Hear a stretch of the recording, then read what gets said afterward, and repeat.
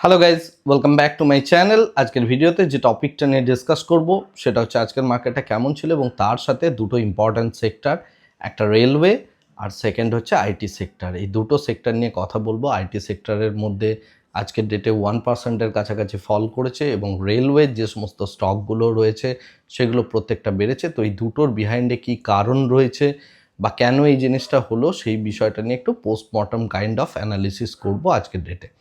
তো প্রথম কথা হচ্ছে আমরা আজকে যে মার্কেটটা দেখলাম সেটা slightly downwards to neutral kind of market বলা যেতে পারে, কারণ নিফটির মধ্যে আমরা বিশাল বড় যে পতন সেরকম কিছু দেখিনি, কিন্তু হ্যাঁ একটা ডাউনওয়ার্ডস টেন্ডেন্সি লক্ষ্য করা গিয়েছে প্রথম থেকেই, মার্কেটের সকালের স্টার্টিং থেকেই। তো সেই কারণে মার্কেটটা একটা downwards kind of market, downwards to neutral বলা যেতে পারে। 26,000-এর যে স্ট্রং সাপোর্ট জোন বা সাইকোলজিক্যাল জোন রয়েছে সেই জায়গা থেকে মার্কেট মোটামুটি হোল্ড করছে আপাতত।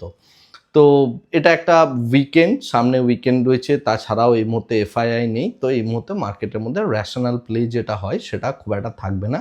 বাট আমরা পরবর্তীকালে জানুয়ারি মান্থে গিয়ে নতুন বছরে নতুনভাবে যখন এফআইআই আসবে সেই জায়গা থেকে আমরা কিন্তু মার্কেটের মধ্যে একটা স্ট্রং ট্রেন্ড দেখতে পাবো বাজেটের অ্যান্টিসিপেশনে, এবং তার সাথে সাথে কোয়ার্টারলি রেজাল্টগুলো কেমন আসছে তার অ্যান্টিসিপেশনে মার্কেটের মধ্যে একটা নতুন স্ট্রাকচার বিল্ড আপ হতে শুরু করবে। তো এটা হচ্ছে বর্তমান সময়ে মার্কেটের একটা স্ট্রাকচার বা বিহেভিয়ার।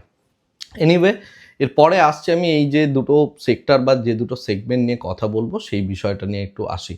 তো প্রথম কথা হচ্ছে প্রথমেই আমরা আইটির দিকটা দেখার চেষ্টা করি। আইটি সেক্টরের মধ্যে কনস্ট্যান্টলি একটা কনসলিডেশন চলছে, বিভিন্ন পজিটিভ নিউজ নেগেটিভ নিউজ প্রত্যেকটা জিনিসই চলছে। এর মধ্যে আজকের ডেটে মানে আইটির যদি আমি সমস্ত স্টকগুলো নিয়ে ডিসকাশন করি বা চিন্তাভাবনা করি, এর মধ্যে কোফোর্জের যে স্টকটা রয়েছে বা শেয়ারটা রয়েছে সেটা বর্তমান সময়ে বেশ ভালো রকমের পড়ছে বা এটার মধ্যে একটা ফলিং টেন্ডেন্সি রয়েছে। এই ফলিং টেন্ডেন্সিটার রিজনটাকে নিয়ে আমি জাস্ট একটু কথা বলি।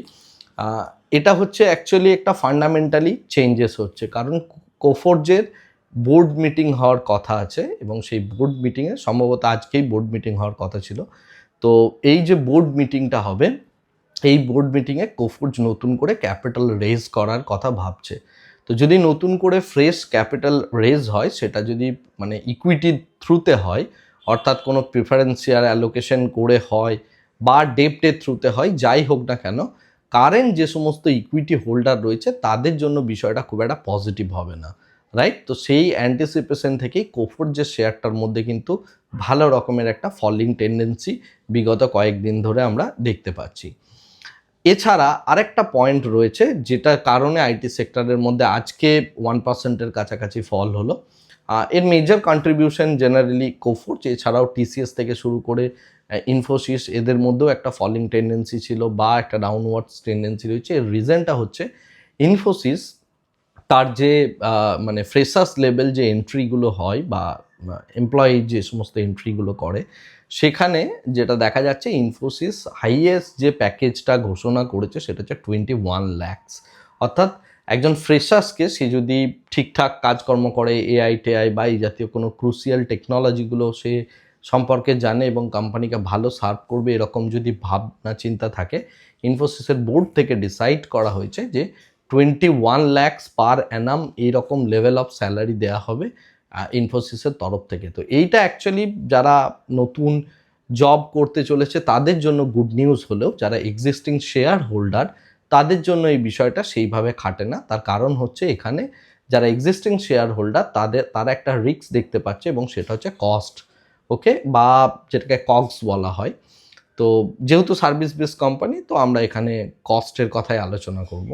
তো যেহেতু কস্টটা প্রচুর পরিমাণে বেড়ে যেতে পারে এই অ্যান্টিসিপেশন রয়েছে, এবং যদি কস্ট বাড়ে এই লেভেল অফ স্যালারি দেওয়ার ফলে, তাহলে আমরা যেটা দেখতে পাবো সেটা হচ্ছে প্রফিট ড্রপ করবে। তো সেই রিজনের জন্য ইনফোসিসের শেয়ারটা পুরো আইটি সেগমেন্টের মধ্যে একটা নেগেটিভিটি নিয়ে এসছে, এবং যে কারণে আমরা কিন্তু এই পুরো আইটির মধ্যে এই দুটো মেন রিজনের জন্য আমরা আইটির মধ্যে যেটুকু পতন দেখছি সেটার রিজনটা হচ্ছে বেসিক্যালি এই দুটো। যাই হোক, এটা গেল হচ্ছে আইটির কথা। আইটির মধ্যে এই স্ট্রাকচারটা এই মুহূর্তে চলছে। এছাড়া আজকের ডেটের জন্য আরেকটা ইম্পর্টেন্ট নিউজ রয়েছে, সেটা হচ্ছে ইন্ডিয়ান রেলওয়ে সেক্টরের জন্য। রেলওয়ের ক্ষেত্রে কি হয়েছে, গভর্নমেন্ট রিসেন্টলি একটা জিনিস অ্যানাউন্সমেন্ট করেছে বা একটা স্পেকুলেটিভ নিউজ রয়েছে বলা যেতে পারে, যেটা মানি কন্ট্রোলে সকালবেলাতেই আজকে এসছে এবং তাছাড়াও বিভিন্ন নিউজ চ্যানেলের মধ্যেও চলছে। সেটা হচ্ছে যে গভর্নমেন্ট 1.3 ট্রিলিয়ন রুপিস এরকম একটা বড় ক্যাপিটাল ইনভেস্ট করতে চলেছে আমাদের যে রেলওয়ে রয়েছে, রেলওয়ে টোটাল ইনফ্রাস্ট্রাকচারে, মেনলি সেফটি অ্যান্ড সিকিউরিটিতে। এই যে কন্টিনিউয়াসলি রেল দুর্ঘটনাগুলো ঘটছে, এই সমস্ত জায়গাগুলোকে আরও ন্যারো ডাউন করার জন্য গভর্নমেন্ট একটা পলিসি নিচ্ছে, সেটা হচ্ছে যে জিরো অ্যাক্সিডেন্টাল পলিসি। ওকে, আমরা যদি 10 বছর করে রেলওয়ে সেগমেন্টটাকে নিয়ে চিন্তা ভাবনা করি যে প্রত্যেক 10 বছরে কতগুলো করে অ্যাক্সিডেন্ট আমরা কমাতে পেরেছি, তো সেক্ষেত্রে দেখা যাচ্ছে লাস্ট 10 বছরে তার আগের 10 বছরের তুলনায় যথেষ্ট পরিমাণ অ্যাক্সিডেন্ট কমেছে। এরপরে গভর্নমেন্টের যে পলিসি সেটা হচ্ছে যে আমরা এটাকে জিরো অ্যাক্সিডেন্টাল পলিসিতে নিয়ে যাব। তো জিরো অ্যাক্সিডেন্টাল পলিসিতে নিয়ে যাওয়ার জন্য রেলওয়ের মধ্যে আরও টাকা গভর্নমেন্ট ক্যাপেক্স হিসাবে ইনভেস্ট করতে চলেছে এবং সেই যে ক্যাপেক্সটা গভর্নমেন্ট করবে, সেই ক্যাপেক্স কথার অর্থ হচ্ছে ক্যাপিটাল এক্সপেন্ডিচার। ওকে, তো গভর্নমেন্ট এই যে ক্যাপেক্সটা করতে চলেছে, সেই ক্যাপেক্সের মেন পোর্শনটাই যাবে হচ্ছে রেলওয়ের যে সিকিউরিটি সিস্টেম আছে, সেই সিকিউরিটি সিস্টেমটাকে সম্পূর্ণভাবে নতুন করে রিডিজাইন করা বা সেটাকে আরও স্ট্রেনদেন করার জন্য। তো এই জিনিসটা হলে ডেফিনেটলি রেলওয়ের যে সমস্ত কোম্পানিগুলো রয়েছে যারা সিকিউরিটি রিলেটেড কাজকর্ম করে, তারা বড় অর্ডার পেতে চলেছে, সো তাদের প্রফিটেবিলিটি বাড়বে। এই অ্যান্টিসিপেশন থেকে আজকের ডেটা আমরা দেখতে পেলাম যে রেলওয়ের যে সমস্ত সেক্টরগুলো রয়েছে, সেক্টরের যে সমস্ত স্টকগুলো রয়েছে, স্পেশালি যারা সিকিউরিটি রিলেটেড কাজকর্মগুলো করে, সেই সমস্ত সেক্টরগুলোর মধ্যে কিন্তু আজকে বেশ বড় রকমের বেড়েছে।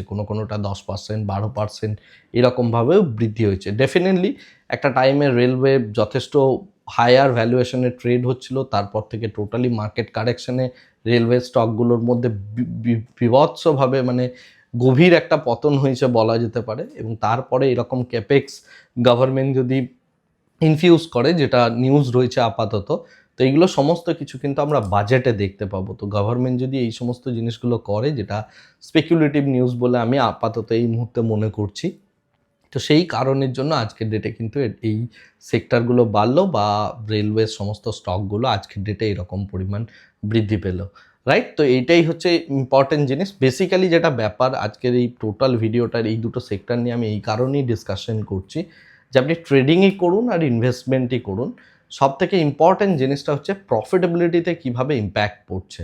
আমরা কোফোর্জের ক্ষেত্রে যেটা দেখলাম সেটা হচ্ছে কোফোর্জের প্রফিটেবিলিটি ড্রপ করতে পারে বা ইকুইটি ডাইলিউশন হতে পারে, এবং তার সাথে সাথে ইনফোসিসের ক্ষেত্রে প্রফিটেবিলিটি ড্রপ করতে পারে। এই অ্যান্টিসিপেশনে একদিক থেকে আইটি সেক্টরটার মধ্যে ফল এলো, আবার উল্টো দিক থেকে গভর্নমেন্টের ক্যাপেক্স বাড়ছে বলে রেলওয়ে সেগমেন্টের মধ্যে প্রফিটেবিলিটি বাড়তে পারে। সেই অ্যান্টিসিপেশন থেকে অ্যাকচুয়ালি আজকের ডেটে আমরা প্রফিট দেখতে মানে 10%, 12% করে বৃদ্ধি দেখতে পেলাম রেলওয়ে সেগমেন্টের মধ্যে। প্রত্যেকটা নিউজ বা ইভেন্ট যখন আপনি পাচ্ছেন, সেগুলো সেক্টরের সাথে যদি আপনি ট্যাগ করেন এবং তার সাথে যদি আপনি চিন্তা করেন যে সেটা প্রফিটেবিলিটিতে কীরকমভাবে ইম্প্যাক্ট পড়তে পারে, সেই বিষয়টা যদি আমরা রিয়েলাইজ করতে পারি, তাহলে এই সমস্ত ট্রেডগুলোকে কিন্তু মানে ক্যাপচার করা খুব একটা ডিফিকাল্ট হবে না। এবং এগুলো প্রত্যেকটাই হচ্ছে ফান্ডামেন্টালি লিঙ্কড, এবং ফান্ডামেন্টালি যদি লিঙ্ক না থাকে, বিজনেস স্ট্রাকচারে যদি চেঞ্জ না হয়, তাহলে কিন্তু মার্কেটের মধ্যে বা স্টকের মধ্যে এই বৃদ্ধিগুলো আপনি দেখতে পাবেন না। আশা করি এই ভিডিওটা থেকে এই যে দুটো নিউজ সম্পর্কে বললাম, সেখান থেকে আপনি কিছু ধারণা লাভ করেছেন। আজকের ভিডিওটাকে আর এর থেকে বেশি দীর্ঘায়িত করছি না, ভিডিওটাকে এই জায়গাতেই স্টপ করছি। Thank you very much, bye bye, tata.